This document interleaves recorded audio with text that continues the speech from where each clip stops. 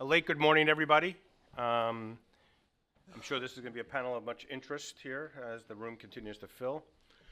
My name is Stu Needleman, Chief Commercial Officer of Piramal Pharma Solutions. Been in this business about 35 years, so I've got a long experience, pros and cons, I'm sure, about this industry. But the industry is continuing to evolve, and we're going to try to explore what a strategic relationship means today versus was maybe 5 years ago. How has it evolved? Was it transactional, now it's strategic? What's the differences between small pharma relationships versus big pharma? What is the difference in geography?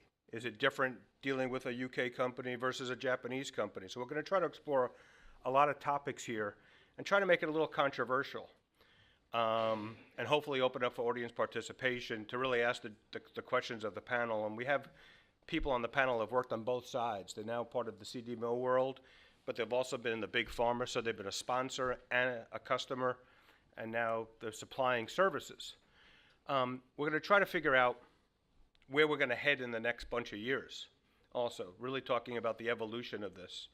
I mean, you've had a day packed with some similar topics, but there's some similar themes. We're going to focus on the word trust. We're going to focus on governance.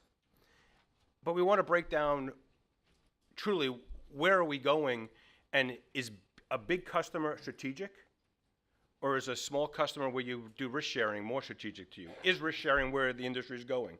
So we can take it in a variety of different topics.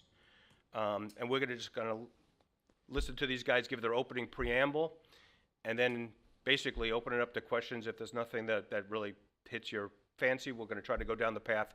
We want to give you some information and challenge us.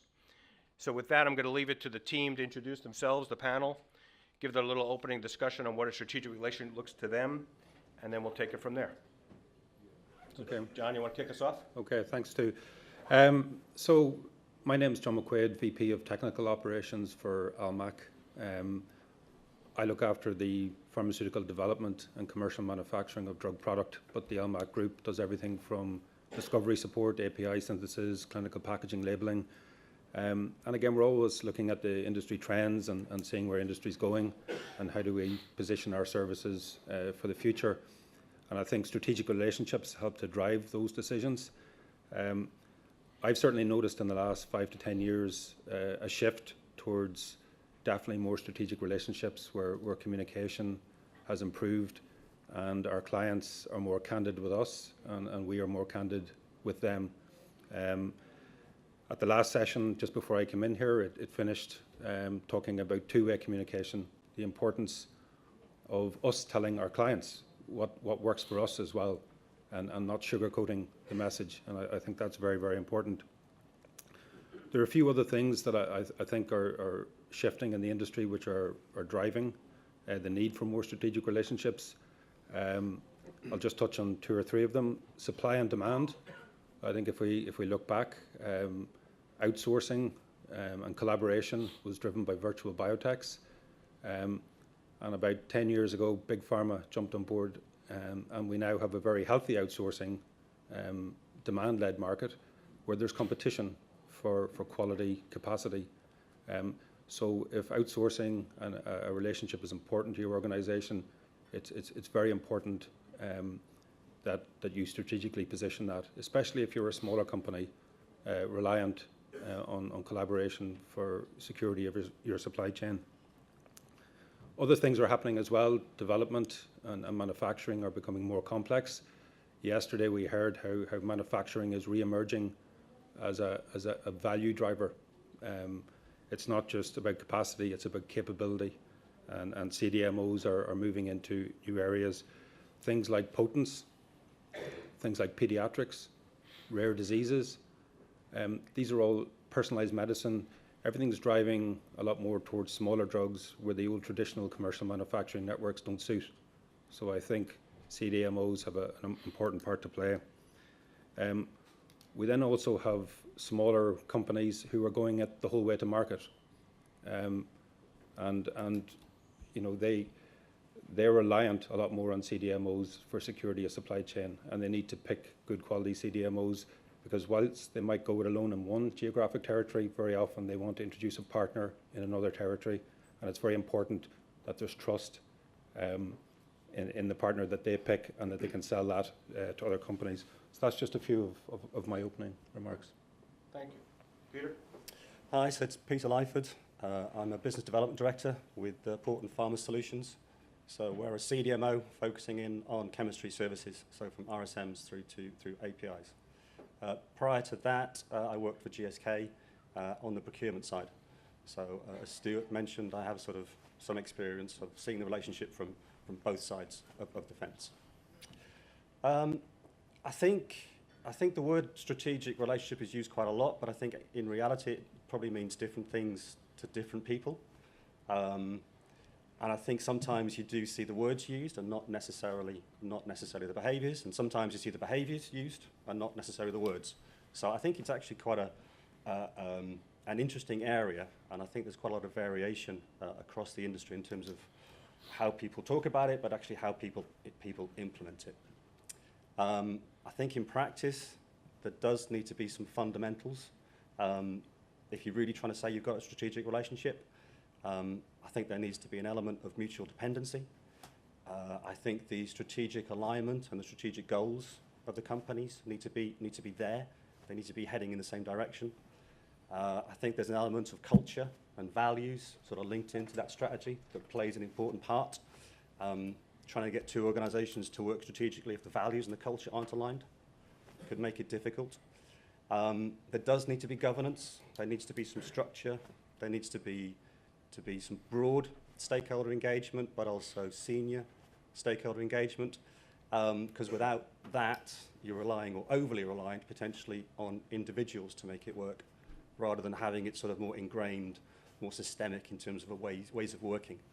And I think that's important, because one of the challenges that I see with these relationships is how do you maintain them? I mean, by the nature of the business that we're in terms of pharmaceuticals, you're talking development life cycles of whatever, 5, 10, 15, 20 years. So these relationships are going to be around for a long time. Within that context, the business is going to change, the environment's going to change, people are going to change. How do you make sure that the relationships still retain value, are still fit for purpose? How do you manage that change across time? And I think that's, maybe we'll get onto that, maybe we won't, but for me, I think that's quite an interesting area in terms of strategic relationships. Richard? Yes, good morning, everybody. My name is Richard Weaver. I'm the CEO and founder of a contract research organisation called XenoGesis Limited, based in BioCity, Nottingham. And our speciality is drug metabolism and pharmacokinetics in the research space, but also moving towards the clinic as well, prediction to man in terms of human pharmacokinetics and also dose.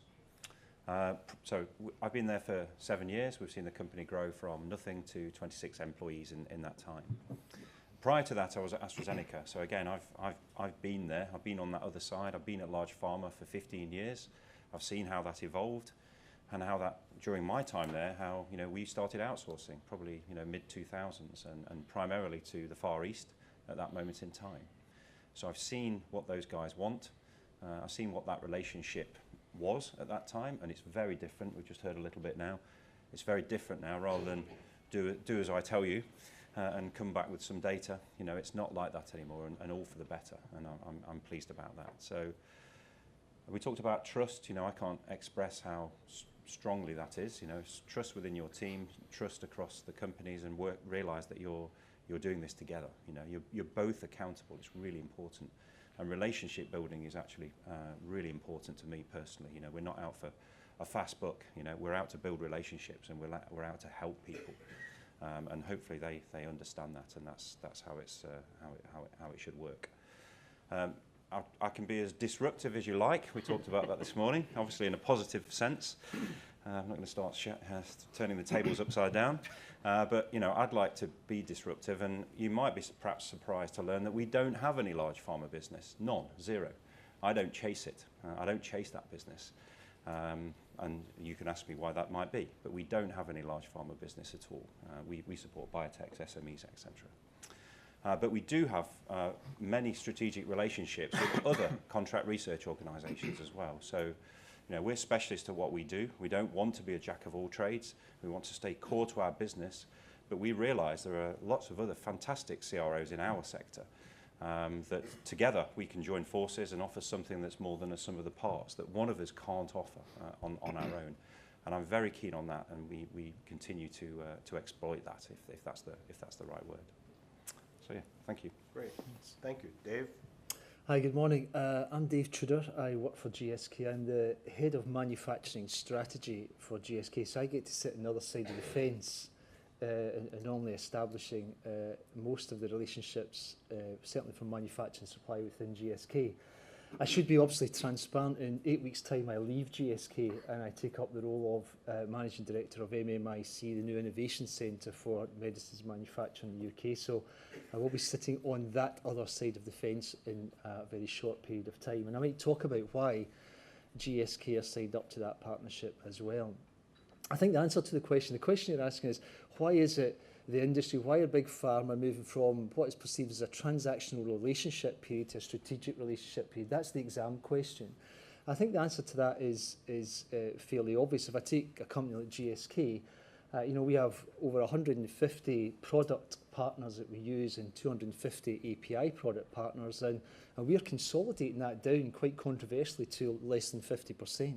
We're in a massive consolidation exercise, just now realising that this proliferation of too many partners has becomes unwieldy and unworkable, to be blunt about it. Too many audits, too many risks, too many trust issues taking place. And you can see as well as I can the number of supply issues that are in our industry. Our reputation has been damaged by a lot of partners not being able to supply and deliver their promise. And that's quite damaging to the industry overall in terms of its reputation. I think when we ask the question, why do you need a strategic partner, you've got to try and look at two perhaps big areas. If you look at a company like GSK, big decisions to be made. Am I going to spend all my money in advanced therapies, biopharmaceuticals, vaccines, cell and gene therapy? Is that my strategic direction? And the knowledge that only the top 100 million people in the world will be able to afford that in the future for the next, 50 years? Or am I going to put all my energy into addressing small molecule and trying to transform that old-fashioned traditional way that we make small molecules just now? These are big decisions. And so therefore capital efficiency in a company like GSK drives us to strategic relationships where we can get into partnerships to share the risk, share the capital in a pre-competitive way. That becomes really interesting to us.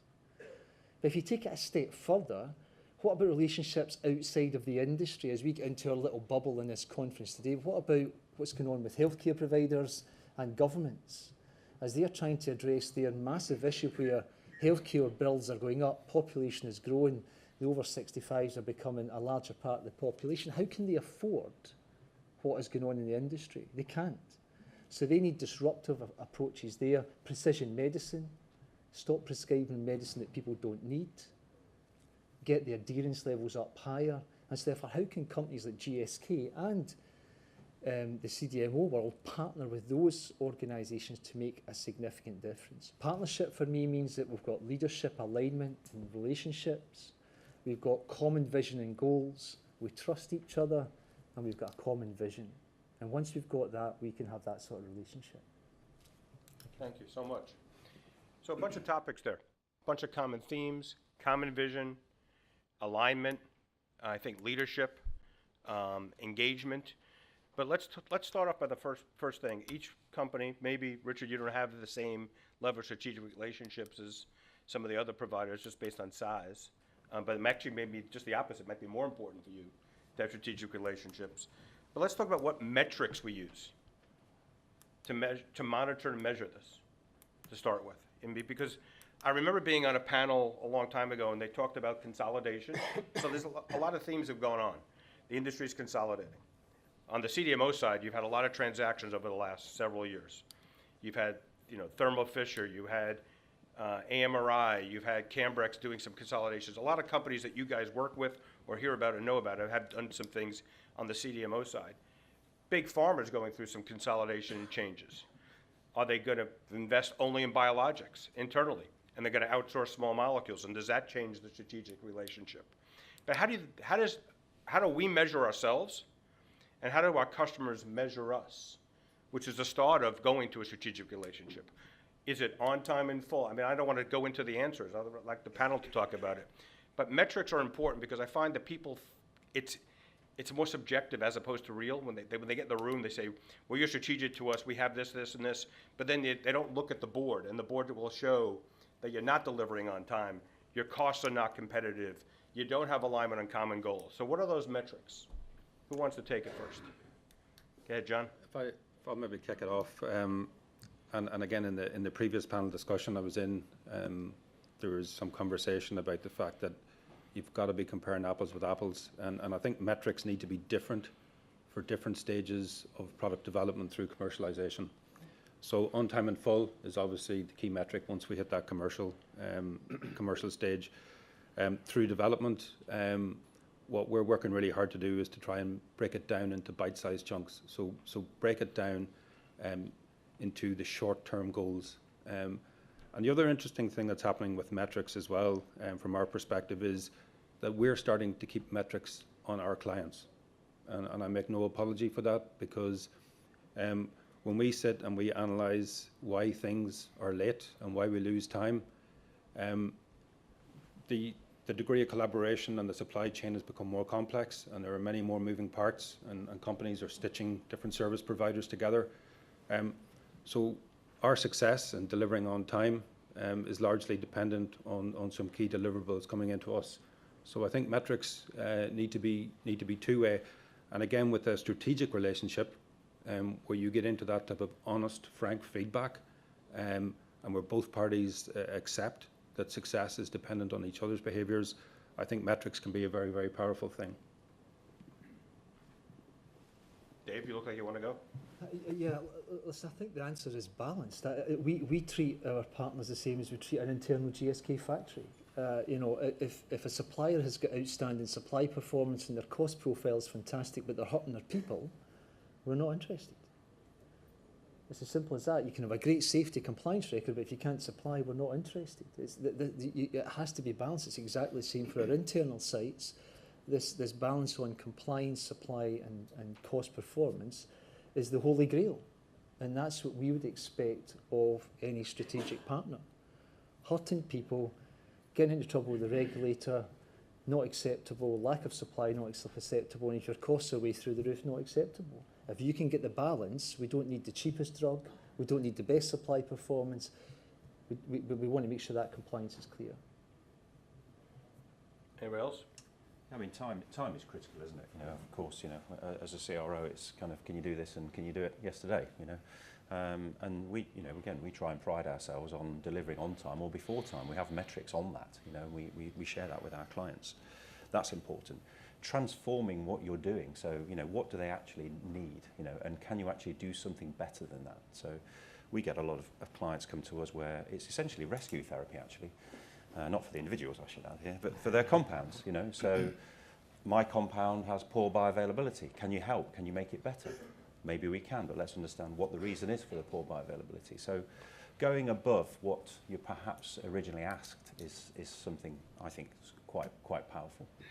And obviously with a strategic relationship with another CRO, you've got to measure that brutally in cash terms. You know, the effort that you've put in to build that relationship, you know, it can be marketing, it can be anything. You know, are you getting that ROI? You know, are you getting that return on investment? And it's so important to keep revisiting that. It's going to be a very common answer. Yes, in terms of the metrics, clearly delivery is critical. I think it's just building on that slight variation of theme, sort of delivery to promise as well. So it isn't necessarily the kilos turning up in a certain time frame. It's what else have you promised? What other information or innovation or data or whatever it may be. So it's not necessarily measured on either side in terms of hard numbers, but you obviously get a sense when you sit down on your periodic reviews, etc. Have you delivered to promise, whatever that might be? And I think that's critical and comes back to the trust agenda as well. It's also about learning, isn't it? I mean, you know, we have a saying at work that every day is a school day. You know, you learn something new every day, you know, and you should apply that, you know, to in all those relationships as you go forward. You know, you don't know everything, and there's always something that you pick up, and there's always something that you learn, and that you can translate into into building a better relationship, you know, with the clients. So when we as CDMOs track these strategic relationships, John, you mentioned a comment, you track your customer, you measure your customers. Do we win more business from our strategic customers? Do we bid every project? Is our hit rate or win rate higher in a strategic client than a transactional client? Do we have any data to talk about that? I mean, the first thing is, should we be bidding every project if you have a strategic relationship? Should pricing be already pre-established? Is that the way the industry wants to move? Or are there still goals and objectives inside our customers to make sure they get their pound of flesh, as I like to say sometimes? You know, the lowest cost, the highest quality, and all those other things that Dave talked about, that it's a balanced scorecard. So should we bid on every project? I'm a technical guy. If you ask the business development guy that, you'll get a different answer. I think whenever you get into more strategic relationships, it increases the probability that you will be bidding on more projects, because what we see happening as well is we are communicating at different levels, and we are getting into a lot more conversations about forecasting what projects are coming down the track. And I talked earlier about, you know, supply and demand. I think capacity at the top quality CDMOs can be booked up for months in advance. And again, if clients want to keep the relationship going and secure capacity, especially if it's strategically important to either development candidates or commercial products, I think forecasting and front-end communication is key. We need to understand what's their expectation. So in that sense, you know, as I say, those sort of communication at different levels, looking ahead, and even making decisions about where capacity needs to be increased, where investment is going, and what's coming down the track. So we definitely see a lot more of that type of relationship developing. We also see some clients trying to streamline the procurement process. So we have a number of clients who have what we call generic ready-to-go work orders, where they're saying, okay, this project will fit into this type of work order. All the contractual terms, the pricing, etc., is agreed up front, and it's just a case of putting another project in the hopper. No two projects are ever exactly the same, but I think it removes and it shortcuts a lot of the commercial negotiation back and forward. That's 90% agreed, and it's just 10% left to be tweaked at the end. But again, that speeds them into the schedules of the various different technical disciplines. And the feedback we get from our own people is that, you know, they really like that, working with the same clients again and again. It builds the knowledge. You don't go up the learning curve about how we work together every time. So as I say, good strategic relationships with good communication, with good forecasting, definitely I think it helps both sides. Okay. I mean, we're a service provider, so to some extent we just respond to how the customers want to do their bidding process. I think universally, from what I've seen, there's always, if you're moving into that sort of preferred strategic area, then you might get broader access to pipelines, you might get some preferential access to pipelines, but there's nearly always a bidding process. It's always a competitive supply base that our customers are looking to have and to optimize. I think building on John's point, though, I think what you do get if you're working consistently with the same companies and there's a lot of repeat activities, you get the opportunity to standardize, to simplify, just to make sure the mechanics are as efficient, as effective as possible, so you're not wasting people's time duplicating effort. So I think that's perhaps where you see the differences. But I think generally at this stage, I always see a competitive bidding element to all business. But let's start the disruption. If it's a strategic relationship, why do you have to bid at all? They should know your capacity. If you have the trust and the planning and the mechanisms of meeting routinely, why bid? I'm just throwing it out there. Well, from my past experience, I know for big companies, there's processes, there's procedures, there's governance internally. There's a system that's set up that demands a way of working. So if you want to try and change that, you've really got to get into not just the procurement organizations, you've got to get into the strategy teams, the finance departments, there's a whole host of people that you need to convince to change the way of working. It can be done, but is there the appetite to make that change? I'm not seeing it. Dave?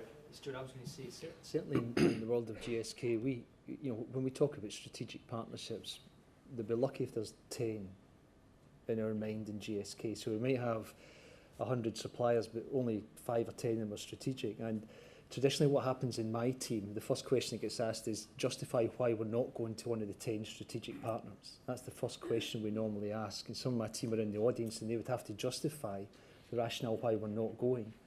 And for it to be a strategic relationship with GSK, we expect to be around about 10 to 15% of the turnover of that company and that part of the business. 10 to 15? 10 to 15%. Because if we're not that size, then how have we really got a voice to influence? So we are putting much more effort into what a strategic relationship means in terms of business size and volume and expectation. Great. Really important. Richard, do you want to add anything or we want to move on?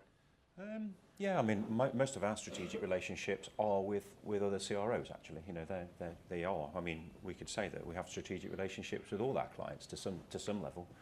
I mean, I'm a businessman, but I'm a scientist at heart, and you know, if I could choose my clients, it would be the ones where you can work together and you can discuss science rather than, you know, here's the money, I know best, and do what I say. You know, they're not the kind of people that you're going to get the best out of. You know, people like us. You know, you want to help people, you want to build that relationship. So, you know, that's for me is the most powerful part of a strategic relationship. You know.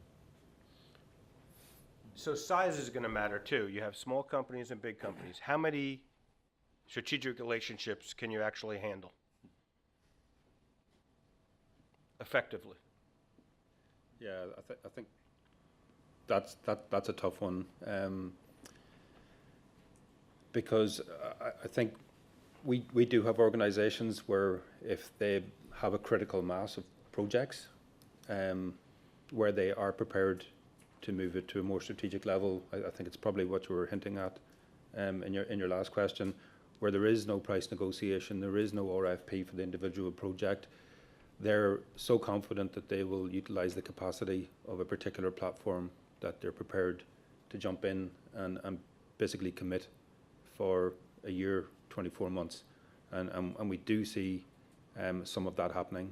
And again, where there's a bespoke technology that's required that they don't have and we don't have, and there's some type of investment model worked out, you know, we'll provide the facility footprint and they'll typically provide the process equipment, and we'll work together to deliver the service. And again, you know, there has to be a win-win for both sides. I suppose the number of strategic relationships you can truly have is obviously dependent on the scale of both organisations. But you know, I think if you try and take on too many, that's the fastest recipe to ruining the existing strategic relationships. Comments? Yeah, I'd build on that point. I mean, it does depend on the organisation, depends on the size and the capability that you're talking about. If you're genuinely talking truly strategic relationships, then they should be few. So there shouldn't be that many. You can have lots of good relationships or preferred relationships, or you can call them different things, but truly strategic, it should be limited in terms of the actual number. And you need to be, as an organisation, both from the CDMO side, but also from the buying side, you just need to do the analysis and work out how many do you truly need, how can you sustain. It comes back to one of my opening comments, how do you sustain them? It's all very well setting up a strategic relationship, but you've got to maintain it for a long time. So how are you going to, you've got to be realistic about your capabilities to sustain that relationship rather than keep changing every 5 years or whatever, which I think is counterproductive. Yeah, I would just say absolutely agree. For our case, limited, you know, I would say 2 actually, 2, and that's what we have. Yeah, it's absolutely important. You know, staff change.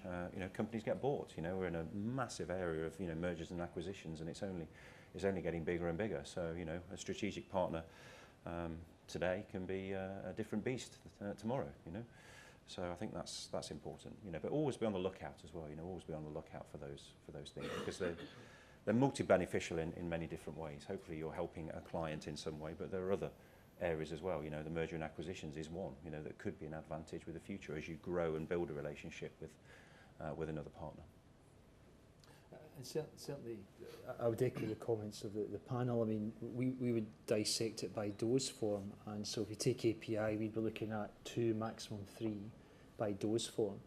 And you know, I think Pete makes a really important point. A strategic relationship should be the 10-year plus, and you know that's what that relationship should be. And if you're trying to service that as the big pharma, the customer putting the money into that relationship, and you want to be in that greater than 10% but no more than 30% of revenue, that's a significant sum of money over that 10-year period. So that becomes the reason why you have limited number of these partnerships, I would say. So a couple more thoughts before we turn it over to the audience. What about the role of the senior executive at your companies in the actual strategic relationship? Because that's another thing. You talk about having 2 or 3 or 5, the bandwidth of the senior leadership to manage that also. How do you deal with that on both sides? So what we do is, as a leadership team, we will, again, try and identify what are the truly strategic relationships and what are the ones that have the prospect of becoming strategic, and we'll look for sponsorship. So someone on the leadership team will sit very closely to that relationship, and then we meet up and we talk and we share information, and we feed that back in. And again, that's really important, because when you're out at these meetings and you know, you're hearing about what the company's the client's 3 to 5 year plan is. I was at a meeting just a couple of months ago where the client signaled a change in a platform technology where they've had a capacity reservation model for the last 2-3 years. They're changing direction, but they're giving us notice. There will be capital investment required to support that change in direction, but they're saying to me, you know, we want you to be part of that journey. You're a trusted partner. You're a critical supplier. We don't want to go back out and reinvent the wheel all over again. So I think it's important. And again, there's only so many strategic relationships that you can truly keep track of at a personal level. So I think you have to divide them amongst the leadership team. But what's really important is the leadership team is coming back together. And you know, the soft things like the face-to-face meetings, you know, just getting to know each other and building on the relationship are incredibly important. Some organizations still don't, I think, see the true value in the softer side of things. And how often do you guys meet with your strategic customers? So we typically have different layers. There's I guess the normal project team or product team meetings. Then what we have is we have the project management groups, or client services groups have what we call joint management teams. And then on either a 6-monthly or annual basis, we'll have more of an executive steering committee. And they are not to get into the nitty-gritty of individual projects, for sure. If there's escalation issues that really don't get solved before then, we'll discuss them there. The very fact that you have these structures in place means that issues typically do get solved, and so typically it depends on the different levels of governance interactions. So I mean, from a Pharma perspective, and we're a relatively small company, so it just falls down to our senior executive team to be the sponsors and to liaise and link in with their counterparts in our strategic partners. But we do try and make sure that if there's a particular theme, say for, you know, we might get our VP of R&D to be more active with certain people, or we might get our a different VP to be more active with others, depending on the themes and the needs, and that may change a little bit over time. But we always, again, we're a small company, so our CEO always meets with our key customers 3-ish times a year, depending, maybe 4, depending on business, depending on need. But it is important to maintain that broad senior stakeholder engagement from our perspective into our customers. David, what about on the other side? What about as the customer? Certainly, supply chain operational delivery, we'd expect twice a year to be in discussion with that partner at an operational level. But from a strategic level, we would have an executive team member. Sometimes that would be on the supply chain executive, sometimes in the corporate executive, depending whether the company cuts across manufacturing and R&D. Depends on the size and where they're cutting across. And at that executive meeting, we wouldn't be getting into the weeds, as I would say, of the supply chain performance. We'd be more thinking about the strategic direction, what the next 5 years looks like. And in some cases, and I'm actually really pleased with this in GSK, in the last 12 months there's been 2 strategic partners that we've said, look, we want to end this relationship. And in one case it was the supplier that wanted to end it, and I think that's really healthy. We shouldn't think that's a risk and a worry, because relationships can change. And you know, we moved from a strategic just back to a transactional relationship agreement. So I think that's, you know, we shouldn't be scared of that. Moving into a strategic relationship is fantastic, but you don't have to thrash it for 30 years just because. It's okay to cut and run and stop and move on. Yeah. So the other piece of this is, in our industry today, capacity is short. There's expansions being talked about. Capital needs to be invested in facilities.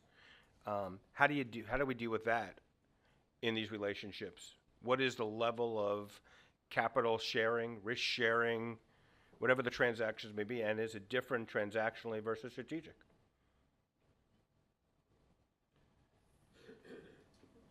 Yeah, the capital investment requirements, I think there's many different models, and you know, ultimately I think the risk has got to be something, and the risk sharing has got to be something that both parties will bear.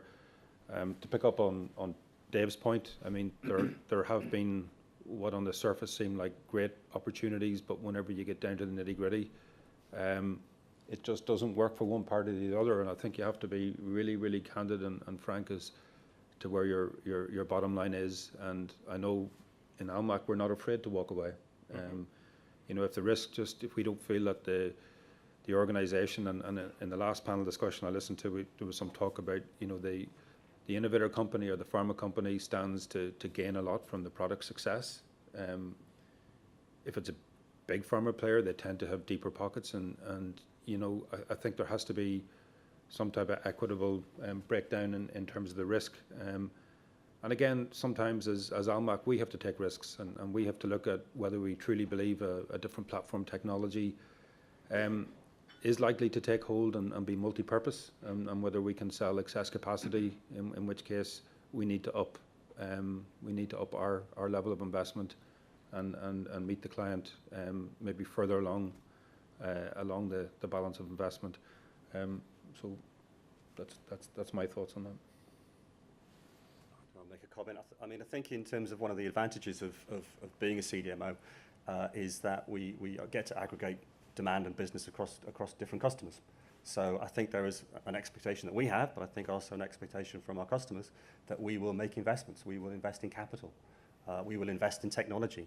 We will keep pace with, or try and even get ahead of the curve in terms of some of the changes. So I think because we're not just relying necessarily on one customer, we've got obviously multiple customers. So I think that's where CDMOs do take on an element of risk sharing with big pharma, and I think there's an advantage that we do provide.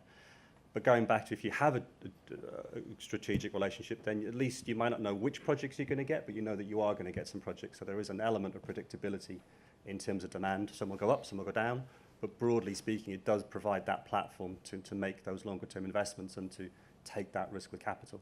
But certainly it is one of the advantages that we bring, and I think we will continue to invest in capital and technology ahead of the curve. Certainly, you know, the level of capital investment with a strategic partner versus a tactical or transactional partner is higher. So, I mean, we spend about £600 million a year on the pharmaceutical manufacturing supply chain on capital. About 40% of that is on capacity, mainly at our factories to grow and expand. And we spend about between 5 and 8% at third parties to allow them to grow. So we are prepared and will and have spent capital, but mainly in strategic partners as we move forward. I think the biggest challenge that we see, it really are two parts to that. Is, do you spend your money on advanced, difficult devices and therapies versus small molecule? That is a tension point, and what's encouraging just now from the pharma industry, that a number of the CMOs, CDMOs, their capability and their performance has improved dramatically, I would say, in some cases over the last 5 years. And so the trust agenda from pharma to the CMO has got much better, I think. And I think there's a number of pharma companies that are now showing that. So the idea of that small molecule outsource is very much doable and is very, very much real. Particularly in the topic of localization, I see localization only becoming a bigger issue to solve, and rightly so. Why shouldn't individual countries demand their economy return for the medicines that they buy? So, you know, I could name a few countries just now, but we are wrestling with other pharma companies how we access that market, and the demand is getting much more beyond just a secondary packaging operation, which is easy. Getting right into, can we make the tablets in there? Can we even think about making the API in that country? So, and I see that as a key area where the CMO partner can really step up and play a significant role to support pharma, particularly in the small molecule area. Great. Just to get Richard back in the conversation before we go to the audience, you made the comment initially that you have no big pharma customers, but you have strategic relationships. Can you see how your small biotechs will transform themselves in the way they think to let the big pharma act and behave like a biotech? Because that's where they want to all go. Yeah, absolutely. So again, you know, controversial for saying this, but you know, generally, large pharma isn't innovative. You know, it hasn't been. You know, that's the truth. And the innovators are in the biotechs. You know, they're the ones doing it. You know, living and breathing and doing it. So, you know, one of the reasons we didn't have any large pharma business is that at the time they really wanted to just outsource capacity. You know, and cheap. You know, and that's it. So the strategy hasn't changed, and you know, if that continued, for me, that doesn't work. You're just failing cheaper. You haven't done anything different. You just outsourced it to India cheaper. So you know, where I'm interested is actually trying to build that scientific relation, help them. You know, help them. I'd like them to come knocking on our door. You know, not for capacity, but to actually help them with scientific issues. So, yeah, I'm quite passionate about that, to be honest, and it is. You know, I think actually ultimately one day the pharma may not do research themselves, you know, and they'll always have plenty of money. They'll be fantastic at developing, marketing, and getting things on, but they may ultimately not do research. You know, I think that's a real possibility. How long have we got? All right, we have about 10 minutes or so left. Let's go to the panel. Oh my God, there's lots of hands. We need a mic. There we go.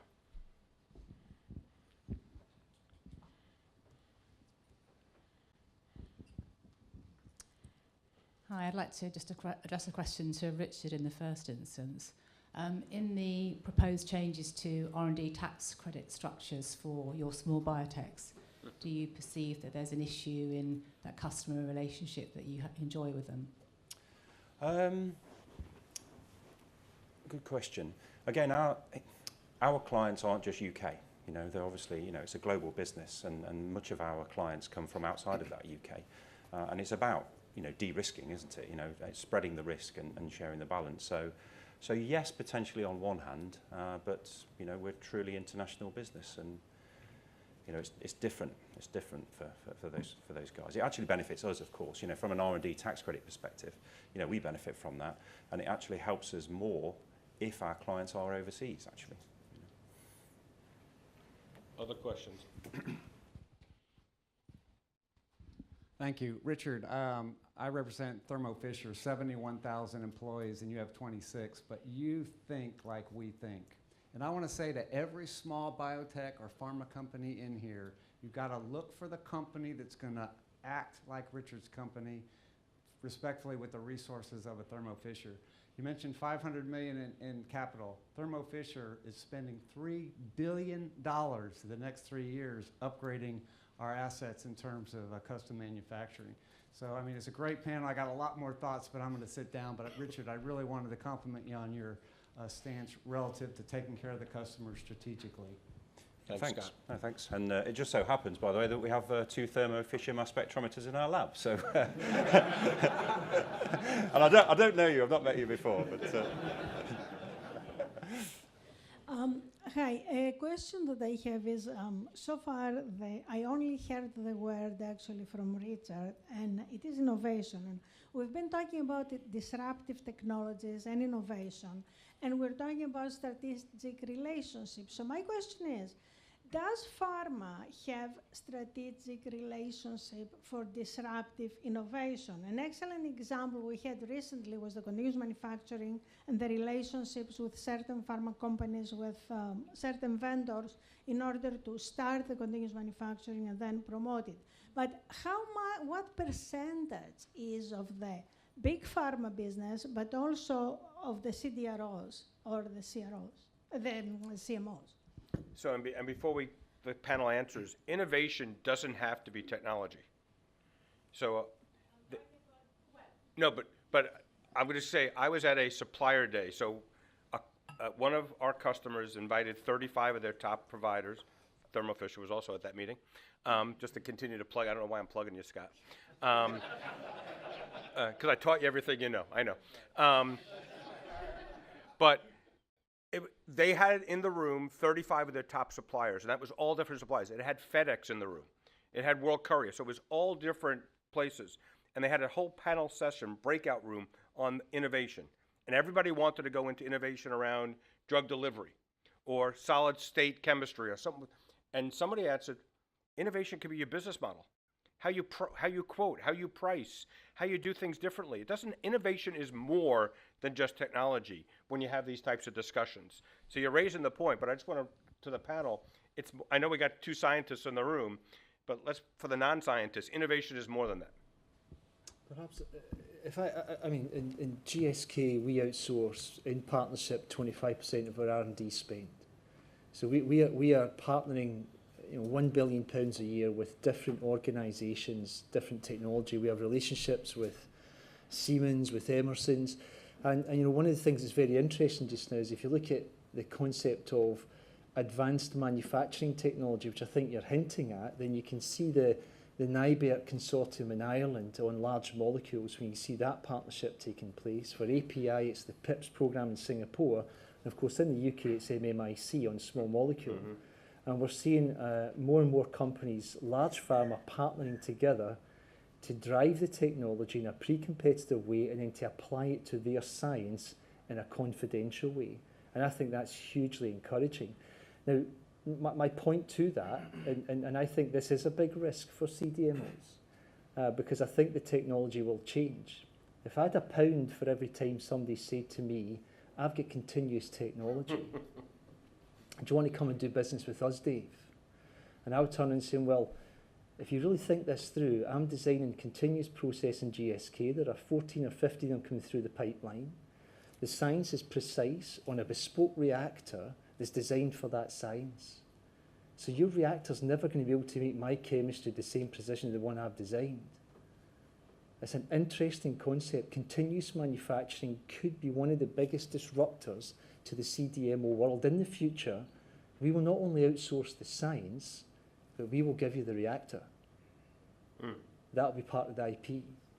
It's a different model we're going into, and that's why these 3 innovation centres that we're talking about, API in Singapore, small molecule in the UK, and large molecule in Ireland, are incredibly important for the industry. And if you do your homework and check them, the big pharma companies are all signing up slowly but surely to working together in those partnerships. Wasn't Strathclyde doing that too?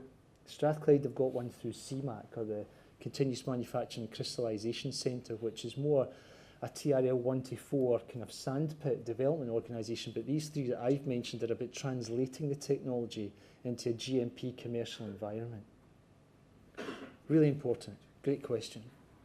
Yeah, just I pick up on that, Dave, as well. And I'm meeting with one of our clients at the end of this week who I would consider a true strategic partner. And again, they've had the conversation with us, and they're driving more and more of their oral dose drug products down continuous manufacturing routes. And they are telling us that if we don't find a way to co-invest in this technology at the front end in the development space, we will get closed out of that relationship eventually, because that's the holy grail for them, is to drive as much as possible down it. So you're absolutely right, and they have made some of the technologies in-house bespoke. They have IP on it, but they do see the need to channel more drug candidates down this. So they need to expand capacity. We have the facility capacity and the scientific capacity, which will save them the capital investment facilities. And I think we'll come together to find a way to introduce their technology. So you're absolutely right that continuous manufacturing is one of the routes where innovation forms part of the strategic relationship. But it's key to get in early, I think, on that. So you talk a lot about the relationship between companies, but companies are generally people. And to John's point on meeting face to face and the importance of that, and Dave's point on, you know, it doesn't have to be the lowest cost deal; it has to be that. How much does your personal relationships influence those decisions? And as an example, when I'm a partner of mine at the moment, we work together in 3 different companies with 3 different projects, but I know for a fact that I can work with this guy because I'm not going to get any bullshit. It's just going to be straight talking. So how much does that influence you? And I imagine it's different for the different sizes of the companies too.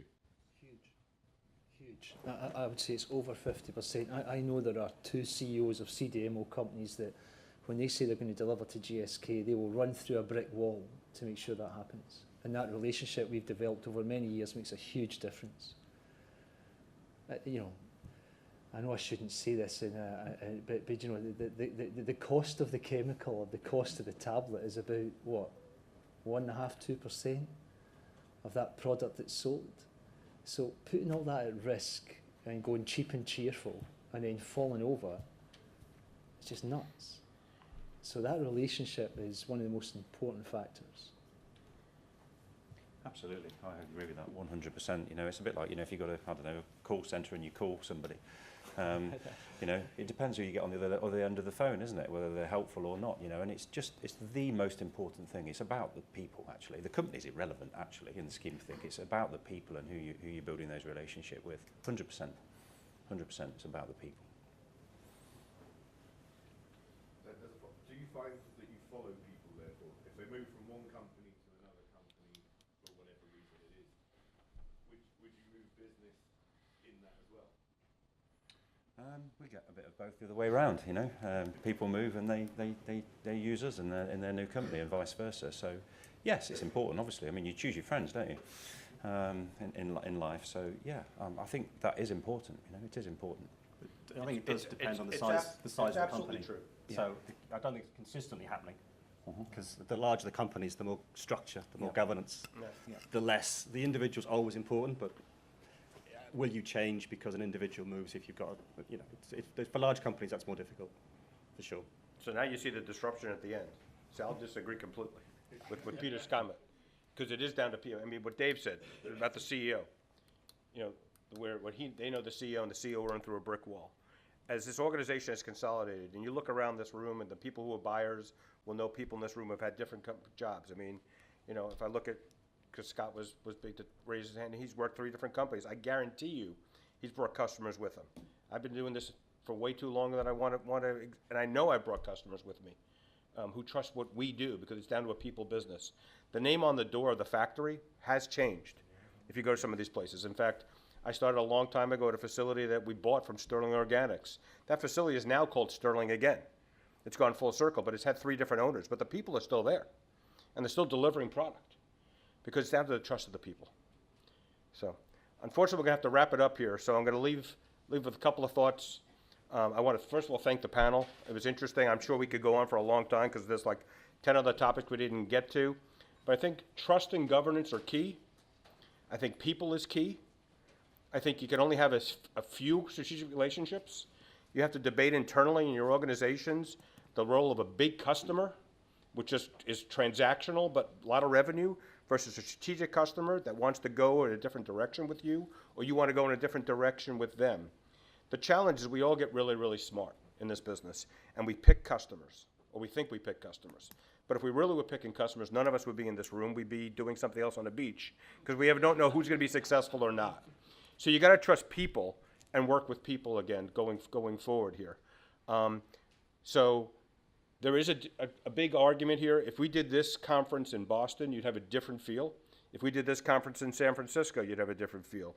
If you took this discussion to Japan, you'd have a completely different feel. So you got to also have strategic relationships that are demographic or geographically different, because people behave differently.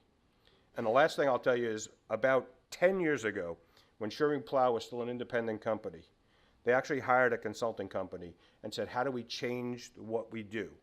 And they made a decision to cut development, chemical development, which at that time would have been drastic. Well, guess what? The CEO left the company because they didn't like that idea, and it never happened.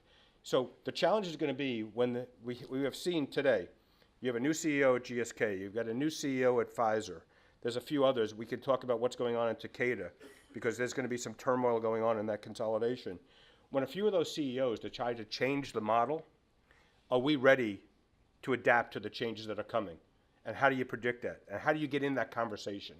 So I think that's the challenge for us, is to make sure that we're in that conversation, because it is changing. The role of our relationship as a CDMO is changing with them. And how do we support that? We didn't even talk about offshoring, onshoring. I mean, there's so many more topics you could talk about. But that's a little food for thought. I'm sure our panelists will be here to gladly meet with you one-on-one and talk about more questions. But again, thank you for your participation today.